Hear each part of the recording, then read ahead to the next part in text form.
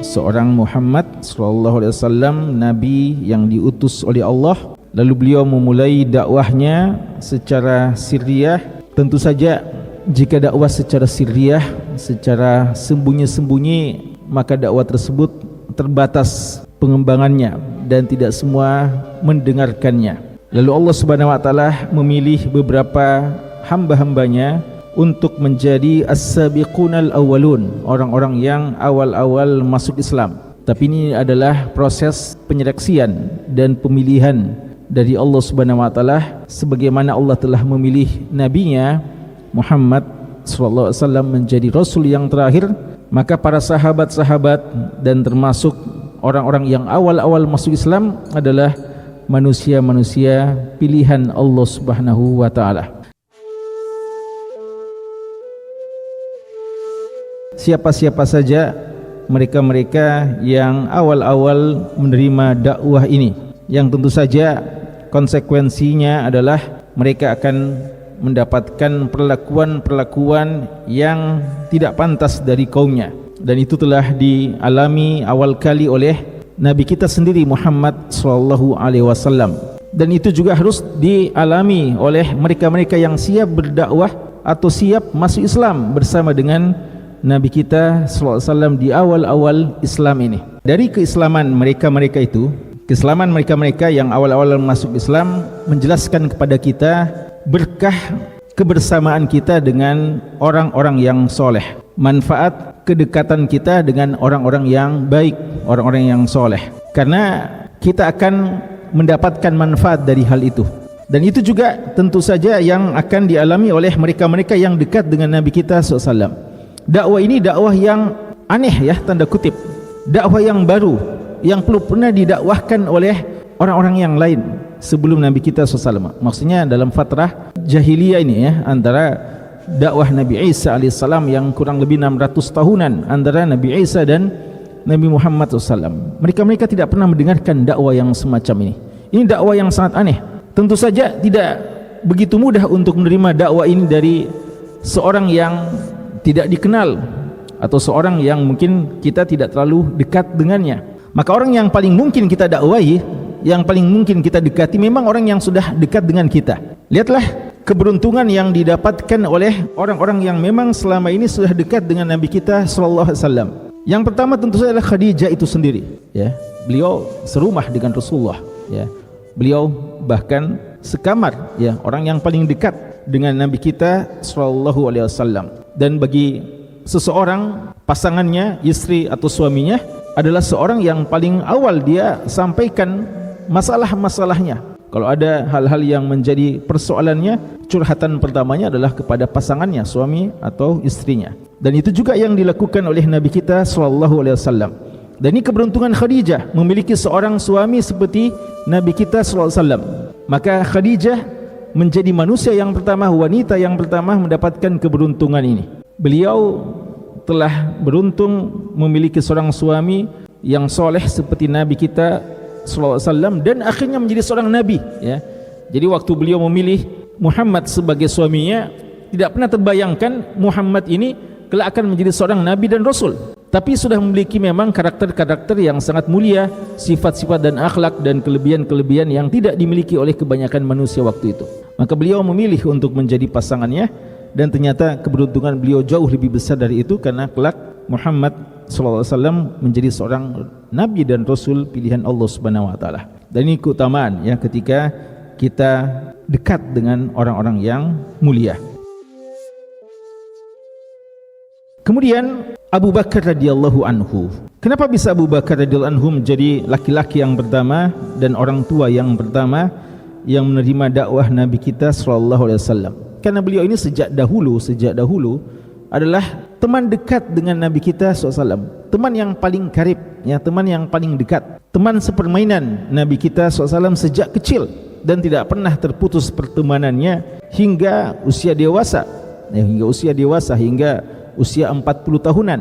Maka orang yang paling mungkin untuk mendengarkan penyampaian Rasulullah adalah Abu Bakar As-Siddiq. Sangat beruntung seorang Abu Bakar yang telah dipilih oleh Allah untuk menjadi teman kecil, bahkan teman remaja, teman dewasa, hingga dalam usia tua bersama dengan Nabi kita sallallahu alaihi wasallam. Kemudian siapa lagi? Ali radhiyallahu anhu. Kenapa bisa Ali, anak muda yang paling pertama masuk Islam? Ya, karena Ali radhiyallahu anhu adalah sepupu beliau, dan bukan cuma sepupu, tapi sepupu yang sangat khusus karena serumah dengan Nabi kita SAW. Rasulullah siapa yang asuh waktu kecil? Siapa? Abu Thalib. Ya, yang paling lama mengasuh beliau adalah paman beliau, Abu Thalib. Perbedaan umurnya cukup jauh, ya. Perbedaan umur Rasulullah dengan Ali itu kisaran 30 tahun, ya, kisaran 30 tahun. Beliau wafat 40 Hijriah, ya, 40 Hijriah. Rasulullah wafat 11 Hijriah, dan usia beliau ketika wafat sama dengan usia Nabi SAW, kisaran 63 atau 64 tahunan. Tapi ini memang anak kecil sudah menjadi saudara juga dan sangat dicintai oleh Nabi kita sallallahu alaihi wasallam. Dan ini balas jasa Rasulullah dengan Abu Thalib, ya. Abu Thalib bapak dari Ali sudah begitu besar jasanya kepada Nabi kita SAW, maka Rasulullah juga melakukan hal yang sama kepada Ali bin Abi Thalib. Dan hadiah yang paling besar yang diberikan oleh Nabi kita SAW kepada Ali adalah hadiah hidayah itu. Mungkin Nabi kita tidak bisa memberikan kontribusi harta sebanyak apa yang telah diberikan oleh Abu Thalib kepada beliau, tapi beliau memberikan sesuatu yang lebih bernilai daripada apa yang telah selama ini beliau terima dari Abu Thalib, yaitu hidayah yang beliau hadiahkan kepada seorang Ali bin Abi Thalib radhiyallahu anhu. Sangat beruntung Ali bin Abi Thalib punya sepupu yang menjadi seorang nabi dan rasul, menjadi pemimpin bagi semua manusia. Lalu Zaid, bagaimana Zaid bisa menjadi seorang yang awal-awal kali masuk Islam?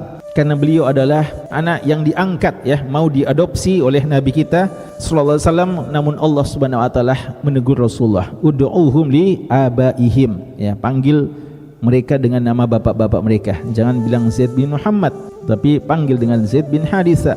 Beliau adalah anak asuh dari Nabi kita sallallahu alaihi wasallam, budak yang akhirnya diberdekakan. Karena itu kita katakan bahwa Zaid itu adalah maula yang pertama kali masuk Islam. Jadi wanita yang pertama kali masuk Islam adalah Khadijah, orang tua yang pertama kali adalah Abu Bakar, laki-laki yang anak muda paling pertama kali masuk Islam adalah Ali, dan Zaid adalah maula. Dan Zaid ini juga sama dengan Ali, serumah dengan Nabi kita sallallahu alaihi wasallam. Ya, serumah karena memang sudah diangkat anak oleh Nabi kita sallallahu alaihi wasallam, ya, anak asuh, ya, karena tidak boleh yang jadikan anak angkat, ya, yang dinisbatkan kepadanya. Maka ini keberuntungan yang sangat besar dari mereka itu yang dulu waktu dekat dengan Rasulullah tidak pernah, ya, mereka berpikir bahwasanya mereka akan menjadi orang-orang dekat dari seorang pemimpin dunia akhirat, ya, pemimpin dunia akhirat. Ya, Nabi kita SAW mengatakan, saya inilah pemimpin semua manusia dunia dan akhirat, dan ini saya katakan dalam bentuk amanah, bukan sebagai bangga-banggaan, tapi memang demikianlah kenyataannya. Tampak dari kisah orang-orang yang masuk Islam melalui tangan dingin Abu Bakar radhiyallahu anhu, ya. Jadi ini diantara taufik dari Allah bahwa Abu Bakar menjadi orang yang pertama kali membela dan mendukung dakwah Nabi kita sallallahu alaihi wasallam. Lewat beliaulah bisa masuk Islam sekian banyak tokoh-tokoh, bahwa 10 sahabat yang dijamin masuk surga, setengahnya itu adalah lewat tangan Abu Bakar radhiyallahu anhu. Ada Zubair bin Awam, ada Utsman bin Affan, ada Thalha bin Ubaidillah, Sa'ad bin Abi Waqqas, dan Abdurrahman bin Auf. 5, setengah dari 10 sahabat yang dijamin masuk surga, semua lewat perantaran dakwah pendekatan, dakwah fardiyah oleh Abu Bakar radhiyallahu anhu. Jadi Abu Bakar ini mampu mendekatkan sekian banyak orang kepada Islam. Orang memang cenderung dengan Abu Bakar. Nabi kita SAW mungkin tidak sempat, ya, apalagi kalau belum kenal sebelumnya, tapi Abu Bakar sudah punya beberapa orang-orang yang bisa beliau panggil untuk masuk Islam. Ini pengaruh, ya. Kata beliau, adapun sifat kaku, keras, kejam, ya, atau hal-hal yang tidak bersahabat, itu justru menjadi awaiq al-islah, menjadi penghalang-penghalang yang melakukan perbaikan di tengah masyarakat. Orang-orang beriman yang awal-awal kali masuk Islam, pada saat itu mereka harus menjadi guraba, menjadi orang-orang asing. Ya, mereka awal-awal masuk Islam, masih sedikit sekali orang masuk Islam. Maka mereka harus siap menerima konsekuensinya sebagai manusia-manusia yang asing. manusia yang asing dan manusia yang terasing, yang diisolir di kalangan kaumnya. Mereka asing di antara para pelaku-pelaku kesyirikan dan orang-orang yang selalu membuat kerusakan dari kaum jahiliyah.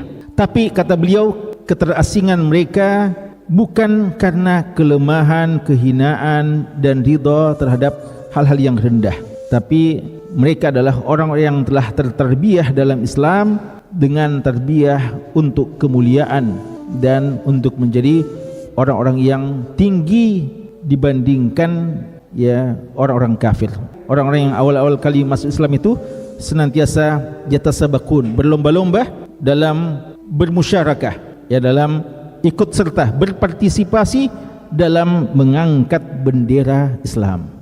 Semoga kita bisa termasuk alladzina taba'uhum bi ihsan. Subhanakallahumma bihamdik asyhadu an la ilaha illa anta astaghfiruka wa atubu ilaik. Sallallahu ala nabiyyina Muhammad wa ala alihi washabbihi wasallam walhamdulillahi rabbil alamin.